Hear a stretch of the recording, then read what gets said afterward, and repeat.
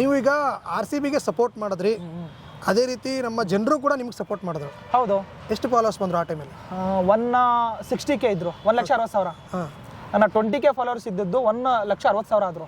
Sudden 1,40,000 followers ನಂಗೆ support ಮಾಡಿದ್ದೆ ಆ ಟೈಮಲ್ಲಿ. ಓಕೆ, ಧರ್ಮಸ್ಥಳ ಹೋಗೋವರೆಗೂ ಕೂಡ ತುಂಬ ಚೆನ್ನಾಗಿತ್ತು. ಹೌದು. ಬಟ್ ಹೋಗಿ ಬಂದಮೇಲೆ ಫಾಲೋವರ್ಸ್ ಡಿಕ್ರೀಸ್ ಆಗ್ತಾರೆ. ಹೌದು, 4,000 ಆಗಿದೆ ಸರ್. 4,000 ಡಿಕ್ರೀಸ್ ಆಗಿದ್ದಾರೆ. 4,000 ಏನಕ್ಕೆ ಗೊತ್ತಿಲ್ಲ. ಅವರು ಯಾವುದೋ ಒಬ್ಬ ವ್ಯಕ್ತಿ ಹೇಳ್ತಾನೆ ಅಂತೇಳಿ ಅವನಿಗೆ ತಲೆ ಕೊಟ್ಬಿಟ್ಟು ಅವ್ನು ಹೇಳಿದ್ದೆಲ್ಲ ನಂಬ್ತಿದ್ದಾರೆ, ಅದಕ್ಕೆ ಅನ್ಫಾಲೋ ಹೊಡೆದಿದ್ದಾರೆ. ನನ್ನ ಪ್ರೀತಿಸೋ ಜನ ಫಾಲೋ ಮಾಡ್ತಿದಾರಲ್ಲ ಸರ್, 2,18,000 ಇನ್ನೂ ಫಾಲೋ ಆಯ್ತಲ್ಲ. ನನ್ನ ಯಾರು ಪ್ರೀತಿಸ್ತಾರೆ, ಬೆಂಬಲಿಸ್ತಾರೆ, ಅವರು ನಮ್ಮ ಮನಸ್ಸಲ್ಲಿ ಇದ್ದೇ ಇರ್ತಾರೆ, ಸಪೋರ್ಟ್ ಮಾಡೇ ಮಾಡ್ತಾರೆ ಇವತ್ತಿಗೂ ಕೂಡ. ಕೊನೆಯದಾಗಿ ಇದೆಲ್ಲ ಮತ್ತೆ ಇನ್ನೊಂದು ವಿಷಯ ಹೇಳ್ಬಿಡ್ತೀನಿ ನಾನು, ಅಪ್ಪ ಈ ಸೌಜನ್ಯನ ಹೆಸರು ಇಟ್ಕೊಂಡು ಸಿಂಪತಿ ತೋರಿಸಿ ಯಾರೆಲ್ಲ ಫಾಲೋ ಮಾಡಿದರೆ ನನಗೆ ದಯವಿಟ್ಟು ಅನ್ಫಾಲೋ ಹೊಡೆದು ಬಿಡಿ, ಬೇಕಾಗಿಲ್ಲ ನಿಮ್ಮ ಋಣ ನನಗೆ, ದಯವಿಟ್ಟು ಅನ್ಫಾಲೋ ಹೊಡಿಯಿರಿ. ಅದು 20,000 ಆಗಲಿ 30,000 ಆಗಲಿ ಅನ್ಫಾಲೋ ಹೊಡೆದು ಬಿಡಿ. ನನ್ನ ಖುಷಿ ಐತೆ, ನನಗೆ ಟ್ಯಾಲೆಂಟ್ ಐತೆ, ಇನ್ನೊಂದೇನೋ ಕಂಟೆಂಟ್ ಮಾಡ್ತೀನಿ, ಏನೋ ಮಾಡ್ತೀನಿ ನಾನು. ಬೇಡ, ಆ ಸಿಂಪತಿ ಬೇಡ ನನಗೆ, ಸಿಂಪತಿಗೆ ಫಾಲೋಸ್ ಬೇಡ ನನಗೆ, ಖಂಡಿತ ಬೇಡ ಸರ್. ಯಾರಿಗೆ ಬೇಕು ಸರ್ ಆ ಋಣ, ಯಾರಿಗೆ ಬೇಕು? ಓಕೆ, ಇಷ್ಟೆಲ್ಲ ಮಾಡ್ತಾ ಇರೋದು ಬಿಗ್ ಬಾಸ್ಗೆ ಹೋಗೋಕ್ಕೆ? ಇಲ್ಲ, ಖಂಡಿತ ಇಲ್ಲ ಸರ್. ಬಿಗ್ ಬಾಸ್ ಹೋಗಲ್ಲ ಸರ್ ನಾನು. ಬಿಗ್ ಬಾಸ್ ಹೋಗ್ಬೇಕು, ಹೋಗಿ ಇದು ಮಾಡ್ಕೋಬೇಕಾ ಫೇಮು? ಇಷ್ಟು ಜನ ನಂಗೆ ಇಷ್ಟು ಲಕ್ಷ ವ್ಯೂಸ್ ಹೋಗುತ್ತೆ, ನಂದು ಒಂದು ವಿಡಿಯೋ 10 ಮಿಲಿಯನ್ ಹೋಗುತ್ತೆ. ಆ 10 ಮಿಲಿಯನ್ ಅಂದರೆ ಎಷ್ಟು ಜನ ಸರ್? ಅಷ್ಟು ಜನ ಪ್ರೀತಿ ತೋರಿಸ್ತಿದ್ದಾರೆ. ನಾನು ಬಿಗ್ ಬಾಸ್ ಹೋಗ್ಬಿಟ್ಟು ಅಲ್ಲೇನು ಮಾಡಲಿ ನಾನು? ಈ ಜನ ಇಲ್ಲೇ ತೋರಿಸ್ತಿದಾರೆ ಪ್ರೀತಿ ಆಫ್ಲೈನೇ, ಅಲ್ಲೇನಕ್ಕೆ ಹೋಗ್ಲಿ ನಾನು? ಬಿಗ್ ಬಾಸ್ ಇಂಟೆನ್ಷನ್ ಇಲ್ಲ, ನಾನು ಹೋಗೋದು ಇಲ್ಲ, ಇದು ಖಂಡಿತ. ಲಾಸ್ಟ್ ಒಂದು ಈ ಧರ್ಮಸ್ಥಳಕ್ಕೆ ಮುಂಚೆ ಒಂದು ವಿಡಿಯೋ ಮಾಡಿ ಹಾಕ್ತೀರಾ, ಏನು ಅಂದರೆ ಇಷ್ಟು ದಿವಸ ನನ್ನ ಮೊಬೈಲಲ್ಲಿ ನೋಡ್ತಾ ಇದ್ರಿ, ಇನ್ಮೇಲೆ ದೊಡ್ಡ ಮಟ್ಟದಲ್ಲಿ ಮಾಡ್ತಾ ಇದ್ದೀನಿ ಅಂತ. ಏನದು ದೊಡ್ಡ ಮಟ್ಟದ? ಅದು ನಾನು ಹೇಳ್ತೀನಿ ಸರ್, ಅದೂ ಬಿಗ್ ಬಾಸ್ ಅಲ್ಲ, ಅದು ಕೊಡ್ತೀನಿ ಸರ್ ಕ್ಲಾರಿಫಿಕೇಶನು, ಖಂಡಿತ ಕೊಡ್ತೀನಿ ಅದಕ್ಕೆ. ಅಂದರೆ ಕೆಲವೊಬ್ರು ಇದನ್ನು ಮಾತಾಡ್ಕೊಳ್ಳೋದು ಏನಂದರೆ ಬಿಗ್ ಬಾಸ್ಗೆ ಸೆಲೆಕ್ಟ್ ಆಗಿದ್ದೀರಾ, ಅದಕ್ಕೋಸ್ಕರ ಈ ಹೋರಾಟ ತೊಗೊಂಡಿದ್ದೀರಾ. ಅದು ನೀವು ಮಾತಾಡ್ಕೊಳ್ಳಿ, ನಿಮ್ಗೆ ಆನ್ಸರ್ ಸಿಗುತ್ತಲ್ಲ ಆದಷ್ಟು ಬೇಗ. ನಾನು ಅದನ್ನು ಹೇಳಿದೆ, ಬಿಗ್ ಬಾಸ್ ಹೋಗೋಕೆ ಇಂಟ್ರೆಸ್ಟ್ ಇಲ್ಲ ಅಂತ ಹೇಳಿದೆ. ನಾನು ಬಿಗ್ ಬಾಸ್ ಹೋಗೋಕೆ ಇಷ್ಟೆಲ್ಲ ನಾನು ಕಸರತ್ತು ಮಾಡೋದು ಬೇಕಾಗಿಲ್ಲ. ನಂಗೆ ಅದು ಪ್ಲಾಟ್ಫಾರ್ಮೇ ಅಲ್ಲ. ಬೆಳಗ್ಗೆ ಪ್ಲಾಟ್ಫಾರ್ಮ್ ಇನ್ಸ್ಟಾಗ್ರಾಮ್ ಐತೆ, ಯೂಟ್ಯೂಬ್ ಐತೆ, ಫೇಸ್ಬುಕ್ ಐತೆ, ಏನೂ ಐತೆ. ಇಲ್ಲ ಒಳ್ಳೆ ಕೆಲಸ ಮಾಡಿದ್ವಿ ಅಂತ ಜನ ಸಪೋರ್ಟ್ ತೋರಿಸ್ತಾರೆ, ಪ್ರೀತಿ ತೋರಿಸ್ತಾರೆ. ಅದು ಒಂದೇ ಪ್ಲಾಟ್ಫಾರ್ಮ್ ಅಲ್ಲ, ಅರ್ಥ ಮಾಡ್ಕೊಳ್ಳಿ. ಈಗ ಕೊನೆಯದಾಗಿ ಏನು ಹೇಳ್ತೀರಾ? ಇಷ್ಟು ದಿವಸ ಪಾಸಿಟಿವ್ ಆಗಿ RCB ಅಂತ ಹೇಳಿ ನೀವು ವಿಡಿಯೋ ಮಾಡಿದಾಗ ಎಷ್ಟೊಂದು ಅಪ್ರಿಷಿಯೇಷನ್ ಬಂತು, ಎಷ್ಟೊಂದು ಫಾಲೋವರ್ಸ್ ಬಂದರು, ಎಷ್ಟೊಂದು ಕಬ್ಜಾಪ ಅಂದರು. ಬಟ್ ಈ ಹೋರಾಟ ಮಾಡಿದಾಗಲೂ ನಿಮಗೆ ಸಪೋರ್ಟ್ ಅಂತೂ ಇಲ್ಲ ಅಂತಲ್ಲ? ಸಪೋರ್ಟ್ ತುಂಬ ಇದೆ. ನಮ್ಮ ಪ್ರೀತಿಸೋ ಜನ ಖಂಡಿತ ಮಾಡ್ತಿದ್ದಾರೆ ಸರ್. ಅಲ್ಲಿ ಏನು ಹೋಗಿ ವಾಪಸ್ ಬರ್ತೀರಾ, 2 ದಿನದಲ್ಲಿ ಫುಲ್ ನೆಗೆಟಿವ್ ಹೊಡೆಯುತ್ತೆ. ಹೌದು, ಇದಕ್ಕೇನು ಹೇಳ್ತೀರಾ? ಮಾಡಿ, ಎಷ್ಟು ಬೇಕಷ್ಟು ರೋಲ್ ಮಾಡಿ, ಇನ್ನು 2 ದಿನ ಅಲ್ಲ 10 ದಿನ ಮಾಡಿ, ಈ ಕಬ್ಜನ ತುಳಕ್ಕೆ ಎಷ್ಟು ಬೇಕಾದರೂ ನೀವು ಟ್ರೈ ಮಾಡಿ, ಪ್ರಯತ್ನ ಪಡಿ. ಕಬ್ಜಾ ಸಾಧ್ಯ ಇಲ್ಲ ಅಂತ ತಗಡ್ ಬೀಳಕ್ಕೆ. ಮತ್ತೆ ಹೇಳ್ತಾನೆ ಕಬ್ಜಾ ಏನು ಅಂತ ತೋರಿಸ್ತಾನೆ ಜನಕ್ಕೆ. ಕಬ್ಜಂದು ನಾನು RCB ಫ್ಯಾನು, ನಾನು ಬೇರೆ ಟೀಮ್ ಫ್ಯಾನ್ ಅಲ್ಲ. RCB ಫ್ಯಾನ್ಸ್ ಅಂದರೆ ನಿಯತ್ತಿಗೆ ಬ್ರ್ಯಾಂಡ್ ಅಂಬಾಸಿಡರ್ ಇದ್ದಂಗೆ, ಖಂಡಿತ ನಿಯತ್ತಾಗಿದ್ದೀನಿ. ಅದನ್ನು ಆದಷ್ಟು ಬೇಗ ನಿಮಗೆ ಉತ್ತರ ಕೊಡ್ತೀನಿ. ನಾನು ಎಲ್ಲಿ ಎಡ್ಯುಕೇಟ್ ಮಾಡಿದ್ದೆ, ಯಾರು ನನಗೆ ಈ ಥರ ಮಾಡ್ತಿದ್ದಾರೆ, ಏನಕ್ಕೆ ಮಾಡ್ತಿದ್ದಾರೆ, ಏನು ಪರ್ಸನಲ್ ಕ್ಲಾಶಾ, ಇಲ್ಲ ಏನು ಪಾದಯಾತ್ರೆ ಏನು ಸುಳ್ಳ, ಅದಕ್ಕೆಲ್ಲ ಆನ್ಸರ್ ಸಿಗುತ್ತೆ. ವೇಟ್ ಮಾಡಿ, ಬೇಗ ಡಿಸಿಷನ್ ತೊಗೊಳಕ್ಕೆ ಹೋಗಬೇಡಿ. ಏನೋ ಒಂದು ಬರುತ್ತೆ ಅಂದರೆ ನಂಬಿಡೋದು. ಇವಾಗ ನಮ್ಮ ಜನ ಏನು ಗೊತ್ತಾ ಸರ್, 30 ಸೆಕೆಂಡ್ ನಂಬಿಡ್ತಾರೆ ಸರ್. ಒಂದು ರೀಲ್ ನೋಡ್ಬಿಡ್ತಾರೆ, 30 ಸೆಕೆಂಡಲ್ಲಿ ಒಬ್ಬ ವ್ಯಕ್ತಿನ ಜಡ್ಜ್ ಮಾಡಿಬಿಡ್ತಾರೆ. ಅದೇ ತಪ್ಪು. ನಾನು ಯಾಕೆ ಮಾಡ್ತೀರಾ ಅಂತೀನಿ ನಾನು. ವೇಟ್ ಮಾಡಿ, ಅಲ್ಲ ಆನ್ಸರ್ ಸಿಗುತ್ತೆ ನಿಮಗೆ. ಅವನೇ ಸುಳ್ಳಾಗಿರ್ಬೋದು, ನನ್ನ ನೆಗೆಟಿವ್ ಮಾಡ್ತಿರೋ ವ್ಯಕ್ತಿನೇ ಸುಳ್ಳಾಗಿರ್ಬೋದು ಅಲ್ವಾ? ಇವಾಗ ನೀವು ಸಮೀರ್ ಅಪೋಸಿಟ್ ಎಲ್ಲ ಬರ್ತೀವ್ರು ಸರ್. ಇವಾಗ ನೀವು ರೀಸೆಂಟು ಒಂದು ಬೆಳವಣಿಗೆ ನೋಡಿಬಿಟ್ರೆ, ಕಿರಿಕೀರ್ತಿಯವರು ಒಂದು ವಿಡಿಯೋ ಮಾಡ್ತಾರೆ, ಆ್ಯಂಟಿ ಹಿಂದೂ ಥರ ತೋರಿಸ್ತಾರೆ ಸಮೀರ್ನ. ನಿಮ್ಮ ಯೂಟ್ಯೂಬ್ ಕಮ್ಯುನಿಟಿ ಏನು ಮಾಡ್ತಾ ಇದೆ? ಪವರ್ TV ರಾಕೇಶ್ ಅವರು ಬಾಯಿ ಬಂದ ಬೈತಾರೆ.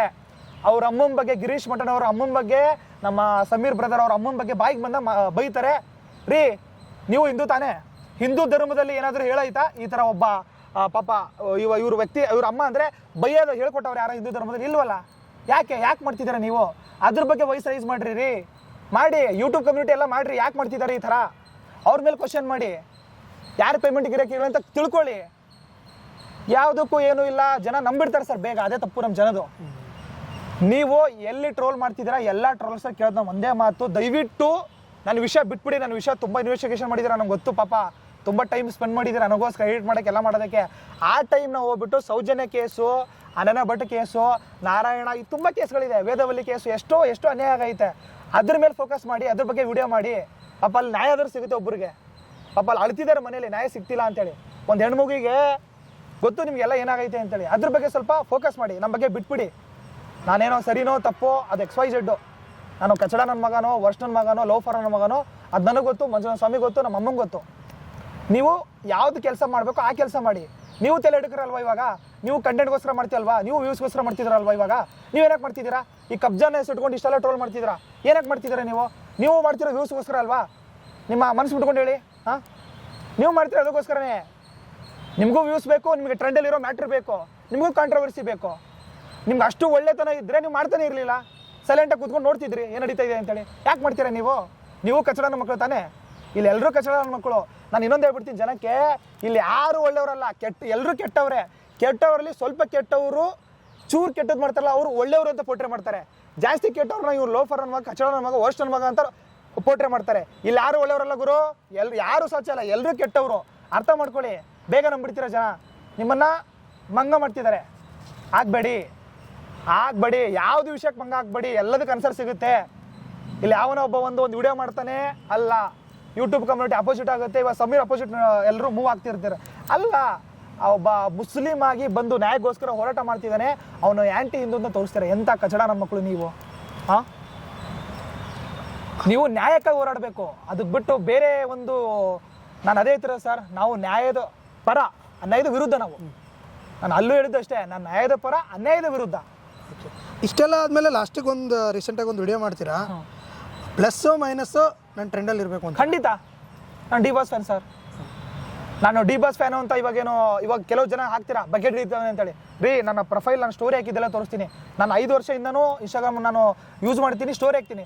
ಅವಾಗಲೇ ನನ್ನ ಹತ್ರ ಸ್ಟೋರಿ ಐತೆ ಸರ್, ನಾನು ಡಿ ಬಾಸ್ ಬಗ್ಗೆ ಇಟ್ಟಿದ್ದು. ನನ್ನ ಮೆಚುರಿಟಿ ಬಂದಿಂದ ನಾನು ಡಿ ಬಾಸ್ ಫ್ಯಾನು. ಪ್ರತಿಯೊಂದು ಮೂವೀಸ್ ನೋಡ್ತೀನಿ ಅವ್ರದ್ದು. ಪಕ್ಕ ಲೋಕಲ್ ಡಿ ಬಾಸ್ ಫ್ಯಾನ್ ನಾನು. ಖಂಡಿತ ತುಂಬ ಇಷ್ಟ ನನಗೆ. ಅವ್ರ ಮಾತುಗಳಾಗಲಿ ಏನೇ ಆಗಲಿ ತುಂಬ ಇಷ್ಟ ನನಗೆ.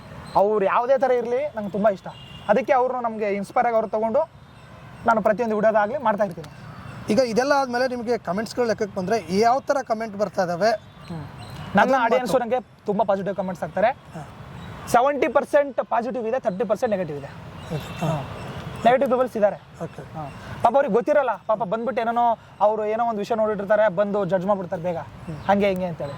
ಅವ್ರಿಗೂ ಉತ್ತರ ಸಿಗುತ್ತೆ, ಟೈಮ್ ಇಷ್ಟೇ ಇರುತ್ತಾ ಸರ್, ಮೂವ್ ಆಗ್ತಾ ಇರುತ್ತೆ ಸರ್. ನಿಮ್ಮ ಮುಂದಿನ ನಡೆ ಏನು ಮಾಡಬೇಕು ಅಂದ್ಕೊಂಡಿದ್ದೀರಾ?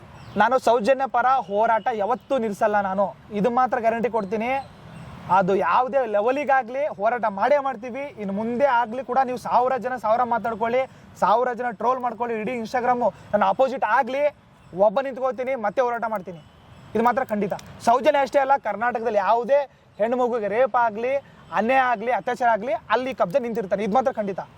ಹಾಂ, ಓಕೆ, ಇಷ್ಟೆಲ್ಲ ಕ್ಲಾರಿಫಿಕೇಶನ್ ಕೊಟ್ಟರೆ ಟೋಟಲ್ ಓವರ್ ಆಲ್ ಆಗಿ ಏನು ಹೇಳಬೇಕು ಅಂತೀರಾ ಜನಗಳಿಗೆ?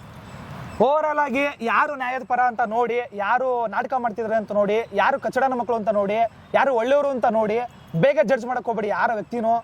ನಾನು ಹೇಳ್ತಿರೋದಷ್ಟೇ, ಒಬ್ಬ ವ್ಯಕ್ತಿನ ಬೇಗ ಜಡ್ಜ್ ಮಾಡಿದ್ರೆ ಇವಾಗ ಮತ್ತೆ ಅವನ ಅಪೋಸಿಟ್ ಆಗಿದ್ದೀರಾ ನೀವು ಅಂದಾಗ ಸ್ವಲ್ಪ ಟೈಮ್ ತಗೊಳ್ಳಿ. ಟೈಮ್ ತಗೊಂಡು ಎಲ್ಲಾನು ನಿಮ್ಮ ಹತ್ರ ತಲೆ ಇದೆ, ವಿಚಾರ ಮಾಡೋ ನೋಡಿ. ಎಲ್ಲ ಯಾವ ಸಿಚುವೇಶನ್ ಸರಿ ಇರಲ್ಲ, ನೀವು ಕೂತು ಸ್ವಲ್ಪ ಪೀಸಾಗಿ ಯೋಚನೆ ಮಾಡಿದಾಗ ಗೊತ್ತಾಗುತ್ತೆ ಯಾರು ಸರಿ ಯಾರು ಸರಿ ಇಲ್ಲ ಅಂತೇಳಿ. ದಯವಿಟ್ಟು ಬೇಗ ಡಿಸಿಷನ್ ತೊಗೊಳಕ್ಕೆ ಹೋಗ್ಬೇಡಿ, ಒಬ್ಬ ಕೆಟ್ಟವನು ಅಂತ ಬೇಗ ನಂಬಕ್ಕೆ ಹೋಗ್ಬೇಡಿ ಅಷ್ಟೇ. ಸ್ನೇಹಿತರೆ, ಏನಪ್ಪ ಅಂದರೆ ನಿಮ್ಮ ತಲೆಯಲ್ಲಿ ಓಡ್ತಾ ಇರೋ ಕ್ವಶನ್ಗಳು ನಾನು ರೈಸ್ ಮಾಡಿದ್ದೆ, ಅವ್ರ ಕಡೆಯಿಂದ ಏನು ಉತ್ತರ ಬಂತು ಅದನ್ನು ನಿಮ್ಮ ಹತ್ರ ತಲುಪಿಸುವಂಥ ಕೆಲಸನ ಮಾಡಿದ್ದೀನಿ. ಇಷ್ಟೊತ್ತು ನಮ್ಮ ಜೊತೆ ಥ್ಯಾಂಕ್ ಯು. ಅಂದರೆ ಈಗ ಈ ಥರ ಸಿಚುವೇಶನ್ ಆದಮೇಲೆ ಕೆಲವೊಬ್ರು ಎಲ್ಲೂ ಕೂಡ ಇಂಟರ್ವ್ಯೂಗಳನ್ನ ಕೊಡೋ ಪ್ಲ್ಯಾನ್ಗಳನ್ನ ಮಾಡಲ್ಲ. ಬಟ್ ನೀವು ಕ್ಲಾರಿಫಿಕೇಶನ್ ಕೊಡಬೇಕು ಅಂತೇಳಿ ನಾನು ಕೇಳಿದಾಗ, ಕ್ಲಾರಿಫಿಕೇಶನ್ ಬೇಕು ಅಂತೇಳ್ಬಿಟ್ಟು ಕೇಳಿದಾಗ, ಬನ್ನಿ ನಿಮಗೆ ಏನೇ ಕ್ವಶನ್ ಇದ್ದರೂ ನಾನು ಹೇಳ್ತೀನಿ ಅಂತ ಹೇಳಿದ್ರು. ನನ್ನ ಕಡೆ ಇರುವಂಥ ಕ್ವಶನ್ನು ಅಥವಾ ನಿಮ್ಮ ತಲೆಯಲ್ಲಿ ಓಡ್ತಾ ಇರೋವಂಥ ಕ್ವಶನ್ಗಳಿಗೆ ನಾನು ಉತ್ತರ ಕೊಡಿಸುವಂಥ ಪ್ರಯತ್ನ ಮಾಡಿದ್ದೀನಿ. ಮತ್ತೆ ಮುಂದಿನ ದಿನದಲ್ಲಿ ಸಿಗೋಣ. Thank you. ನಮಸ್ತೆ sir. Thank you sir, thank you so much.